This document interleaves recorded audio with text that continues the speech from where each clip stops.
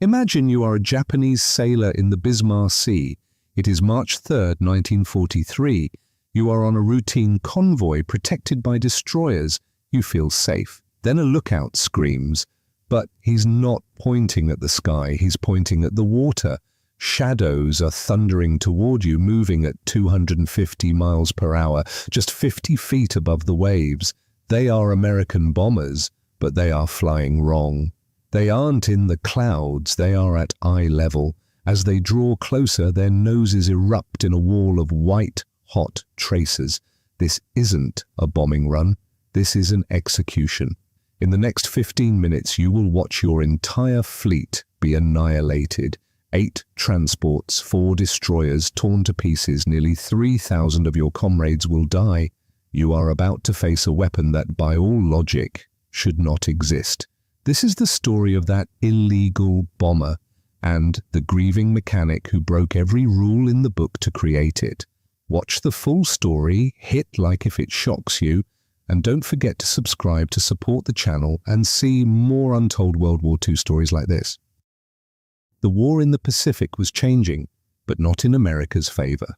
By early 1943, the Japanese Empire moved supplies across the Bismarck Sea with confidence. Their ships traveled in long columns, transports in the middle, destroyers on the edges, a formation built on routine.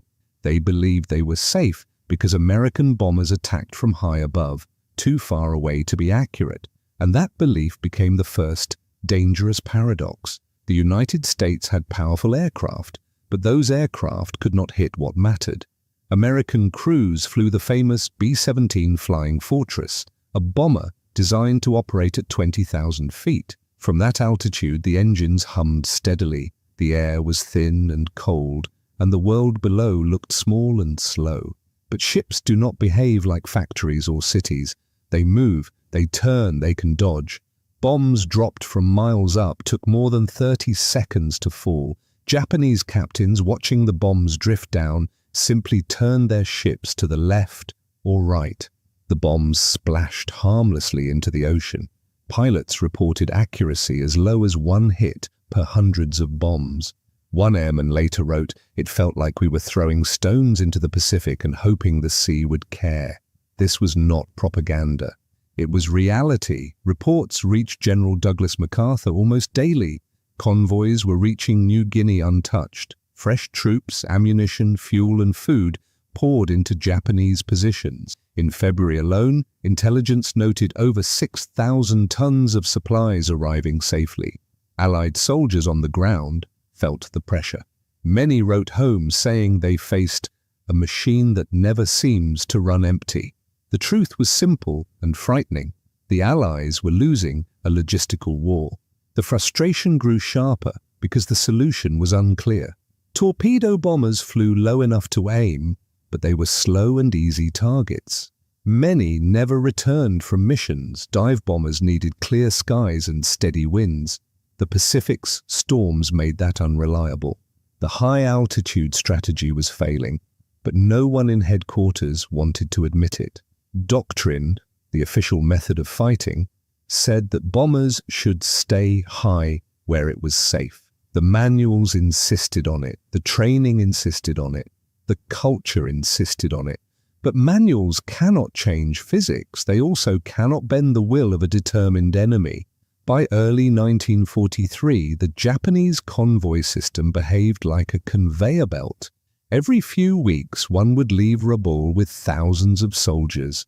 Escort destroyers carried anti-aircraft guns ready to shoot upward at attacking planes. War diaries from Japanese officers reflected their confidence.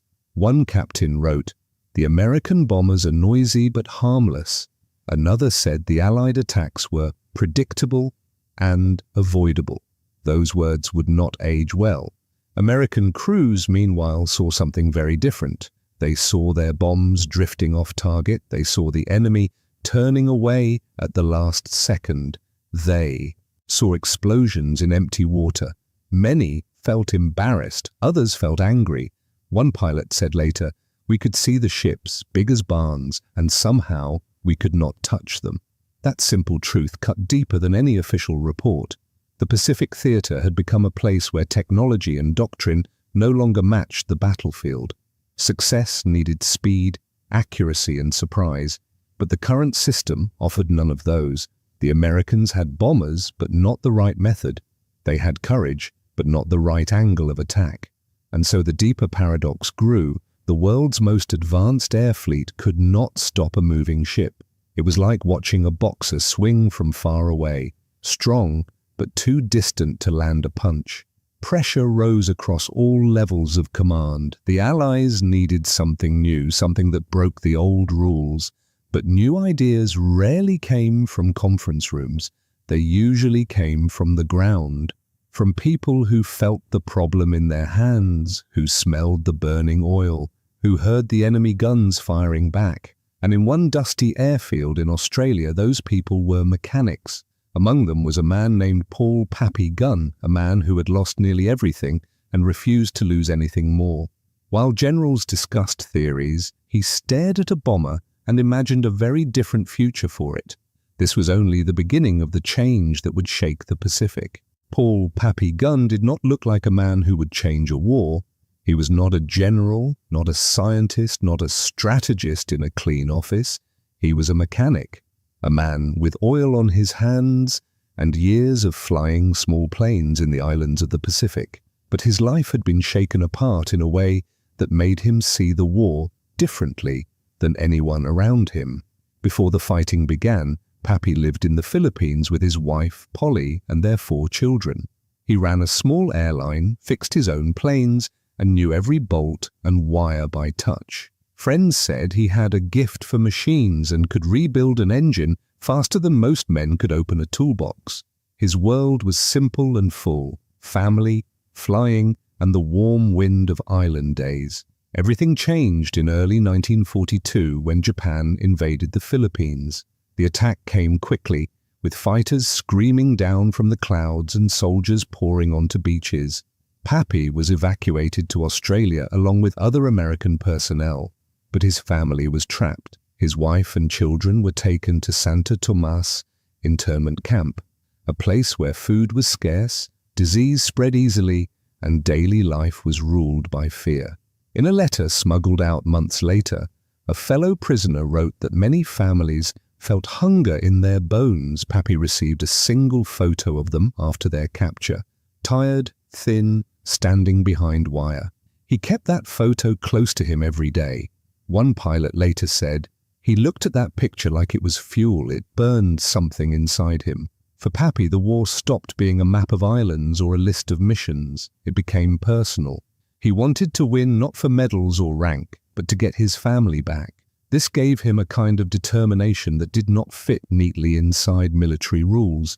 He was willing to work all night, argue with officers, and break regulations if something needed to be done. When he arrived in Australia, the Army Air Forces placed him in charge of maintenance. They thought they had hired a steady mechanic. What they actually got was a man with a mission. He studied every bomber that came into the hangar. He listened to pilots complain about failed raids. He watched bombs miss ships again and again. And slowly, he began to imagine a new kind of aircraft. One that could fly low, hit hard, and strike before the enemy had time to breathe. Many officers dismissed the idea. They believed in high-altitude attacks. They believed in manuals and traditions. But Pappy believed in results. He once told a young airman, "A plane should do the job the war needs, not the job the book says." That mindset carried a quiet power. Mechanics around him respected it. They had seen B-25 bombers come back from missions full of holes, engines shaking, pilots frustrated. They wanted a plane that could fight back in a new way. They wanted something faster at sea level, something that could spit fire straight ahead. And Pappy, with his grief and his skill, gave them direction. What pushed him hardest, though, was the knowledge of what his family was enduring. Conditions in the camp grew worse as food ran low. Survivors later wrote that prisoners received less than 1,000 calories a day by late 1943. Children became thin. Adults collapsed from weakness. Pappy imagined his family among them. The thought tightened his jaw, sharpened his focus. and turned every failed mission report into fuel. He stayed late in the hangar, sometimes sleeping under a wing. The smell of oil and dust mixed with the heat of the Australian night. Worn-out bombers stood around him like tired horses, engines cooling, metal creaking softly. And Pappy walked among them with a notebook and a stubborn idea, growing stronger by the day. If the bombers could not hit ships from above, then they would hit them from the sea's surface. Witnesses said his voice changed during this period, calmer, but somehow harder. One mechanic remembered Pappy saying, "If we can't hit them from the sky, we'll hit them from eye level." This was the beginning of a transformation that few people fully understood at the time. A grieving father, a frustrated mechanic, and a forgotten hangar would soon create a weapon that broke every rule written before the war. And this shift in thinking, from sorrow to invention, would soon reshape the B-25 into something the Pacific had never seen. But the idea alone was not enough. Now it needed metal, tools, and a team brave enough to build it. The order was simple: fix the bombers and send them back up. But Paul Pappy Gunn and the men around him knew that repairing the B-25s would not change anything. The Japanese were too fast, too practiced, and too confident at low altitude. If the Americans wanted to hit back, they needed something different, something the rulebooks did not allow. The idea began with a single sentence Gunn repeated like a stubborn prayer: "We need guns, more guns than any bomber has ever carried." He knew it was against every guideline written by engineers, but war does not wait for permission. So the team walked into the dusty hangar, shut the doors behind them, and decided they would break every rule they needed to. The first target was the B-25's nose, the clear glass bubble that held the bombardier. It was elegant in design, but useless for the kind of missions they now faced. The Japanese merchant ships were defended by cannons and fast fighters. Dropping bombs from height was no longer efficient. They needed a plane that could fly low, strike hard, and escape before the enemy reacted. So the crew gathered around the bomber like surgeons preparing for an operation. Someone grabbed a wrench. Someone else rolled over a toolbox. A young mechanic, barely 20, looked at the glass nose and whispered, "Sir, we're really cutting this off?" Gunn only nodded. Moments later, the hangar rang with the sharp sound of metal tools biting into aluminum. The team removed the nose section panel by panel. The glass shattered as they pulled it out. Wires hung loose like exposed veins. The B-25 looked wounded, but in truth, it was beginning a transformation no one had dared attempt before. The men worked with the intensity of people who understood the stakes. They had seen too many bombers return with holes punched clean through them.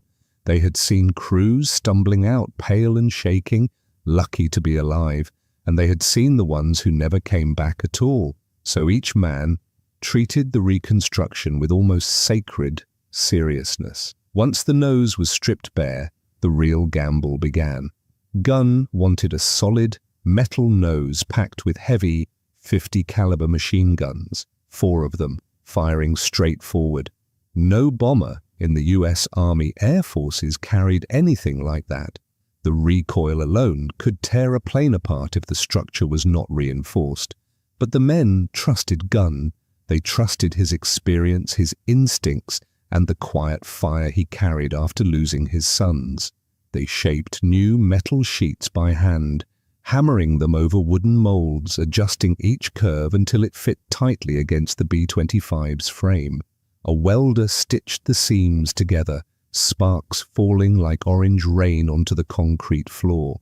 The new nose looked rough, almost brutal, but it was strong, built for power, not beauty. Then came the guns. 2 armorers lifted the first 50 caliber machine gun into place. It was heavy, oily, and intimidating even before it fired. They slid it into the metal nose and bolted it down. Then they mounted the second, then the third, then the fourth. By the time the last barrel slid forward, the bomber looked completely different. It did not resemble a bomber anymore. It looked like a hunting animal with steel teeth. But Gunn still wasn't satisfied. He ordered additional guns on the sides of the fuselage, angled so they would fire during a low, sweeping attack run. Mechanics built homemade mounts from spare aircraft parts. They tested each gun manually, checking feed belts, wiring, and cooling vents. Everything had to work. There was no room for mistakes at 200 miles per hour, 30 feet off the water. Word spread across the airfield. Pilots from other squadrons peeked through the hangar doors. Some thought the idea was insane. Others thought it was genius. All knew it was forbidden. This kind of modification had no approval from any command structure. But the men kept going. By the end of the week, the B-25 had become something completely new. The smooth bomber nose was gone. In its place stood a blunt metal face with 4 gun barrels sticking out like the pipes of a furnace.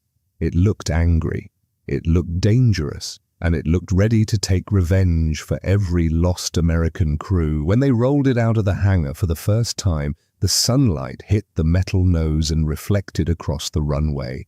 It no longer resembled a bomber. It was a strafer, a flying weapon born from necessity, grief, and raw engineering courage. Now only one question remained: would it survive its first mission? The new B-25 looked powerful, but a weapon is only as good as the way it is used. Building the heavy nose was one challenge. Learning to fight with it was another. The Pacific was not a place for mistakes. The Japanese convoys moved with discipline. Their gunners were fast, and their fighters circled overhead like hawks. If the Americans wanted to make this new aircraft count, they needed a fresh method of attack, something fast, direct, and deadly. That method became skip bombing. It began with a simple observation. Ships are hardest to hit from high altitude, but surprisingly vulnerable from low altitude. Australian pilots had tried skipping bombs earlier in the war, and Gunn knew the idea had potential. If a bomber could drop a bomb at the right angle and speed, it would bounce across the water like a flat stone thrown by a child. Then it would slam into the side of a ship and explode deep inside. It sounded easy in theory. In practice, it was anything but. The first time a pilot tested the maneuver, he flew at less than 100 feet above the ocean. The surface rushed past his cockpit like a silver mirror. At that height, every wave felt like a threat. One wrong movement could throw the plane into the water. But as he aimed at an old derelict ship used for training, he felt the logic of the tactic. Low altitude meant the enemy had less warning and less time to fire. He released the bomb. The crew watched through the glass as the metal cylinder hit the water, skipped once, skipped again, and then slammed into the ship's hull with a heavy blast. A cloud of smoke rose into the sky. The pilot pulled up sharply and whispered, "It works." But that was only half the tactic. Now the B-25 crews had the guns, and the guns changed everything. The new strafing nose allowed them to fire heavy 50 caliber rounds during the approach.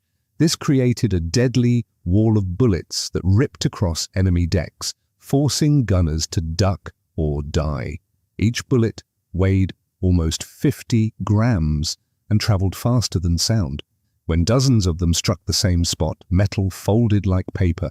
Gun crews were knocked off their feet before they could touch their weapons. One pilot later said, "When those guns opened, the whole plane shook. It felt like flying a thunderstorm." Training became a dance of timing and nerve. The pilot had to keep the plane level at low altitude. The gunners had to fire at exactly the right second. The bombardier, now pressed into a new role, had to release the skip bomb with perfect accuracy. Every fraction of a second mattered. They practiced over and over. Fly in low, open fire, hold steady, release bomb, climb hard, escape before the blast. The men learned to read the waves, to sense wind, and to trust each other completely. The smell of gun oil clung to their gloves. Empty brass shells rolled across the floor after each drill. Sweat soaked their flight suits even before takeoff. But with each practice run, they grew more confident. The new B-25 was not just a bomber now, it was a tool built for close-range destruction. As their accuracy improved, the Japanese noticed something unsettling. Radar operators on occupied islands reported American planes flying lower than any they had seen before. Naval officers reported sudden losses of cargo ships and patrol boats. Survivors spoke of bombers that seemed to come straight at them, firing continuously, leaving no chance to aim back. One sailor wrote afterward, "They came in like they wanted to ram us. The water exploded around us. We could not see their faces, only the fire from their guns." The Americans were beginning to see the results. A single modified B-25 could tear through a convoy and leave wreckage behind. 20 planes with the new tactic could empty a transport fleet in minutes. It was a brutal, fast, unforgiving style of combat. But in the Pacific, where supply lines were the lifeline of the Japanese army, it was exactly what the Americans needed. Still, there was one more step before the tactic would change the war, using it in a real battle against a moving convoy under full fire. And that moment was coming fast. March 3rd, 1943. The morning over the Bismarck Sea began calm, almost ordinary. 8 Japanese transports, 4 destroyers, and nearly 7,000 soldiers moved steadily along their planned route. Smoke from the engines mixed with the salty ocean air. Sailors felt safe. The sun sparkled on the waves, and many believed the Americans would strike from high above, where they were predictable and easy to evade. But safety was an illusion. Far off the horizon, dark shapes began to appear, planes flying low, skimming just 50 feet above the water. The Japanese lookouts gasped. These were B-25 bombers, but unlike any they had seen. The nose of each plane glinted with steel, and smoke trailed as they accelerated in tight formation. The enemy was coming, but not the enemy they expected. At 10:15 a.m., the first planes reached the convoy. The air erupted with a sound sailors would never forget, the synchronized roar of dozens of 50 caliber guns. A physical wave of noise, heavy and unrelenting, slammed into the decks of the transports. Tracers cut through the air like ropes of fire. One officer later wrote, "I saw my men fall before the guns even seemed to touch us." Anti-aircraft gunners could not depress their barrels low enough. Their weapons were useless. The first transports were shredded almost immediately. Machine gun fire tore across the decks. Sailors dived for cover, but there was nowhere to hide. Explosions followed as pilots released 500-pound bombs with 5-second fuses. The bombs skipped across the water like stones, smashing into hulls at the waterline. The first ship erupted in flames, sending a black column of smoke high into the sky. Others were hit seconds later, exploding or breaking apart in violent, fiery crashes. The chaos was complete. Destroyers tried to maneuver, but panic overtook discipline. Some ships collided with each other in tight formations, compounding the disaster. Oil from ruptured tanks caught fire, coating the water in blazing orange streaks. Sailors leapt into the burning sea, some alive, many already dying. Witnesses later said the water smelled of oil and burning flesh, and the air was thick with smoke and the stench of metal and fire. American pilots flew in precise waves, each attack calculated to maximize destruction. 8 B-25s hit simultaneously, guns blazing. Australian Beaufighters joined from behind, strafing survivors who tried to regroup. Within 15 minutes, 8 transports and 4 destroyers were either burning, sinking, or broken into pieces. Nearly 3,000 men were killed in that short span, more than some battles claimed in days. For Japanese commanders, it was incomprehensible. One captain aboard the Oigawa Maru wrote afterward, "It was like the sea itself turned against us. There was no defense, no chance to fight back. We were being erased." The speed of destruction, the low-altitude surprise, and the intensity of firepower left the high command stunned. It was not just a loss of ships. It was a loss of control, of order, and of morale. The Bismarck Sea Massacre marked a turning point in the Pacific War. The Japanese never sent a large convoy along that route again.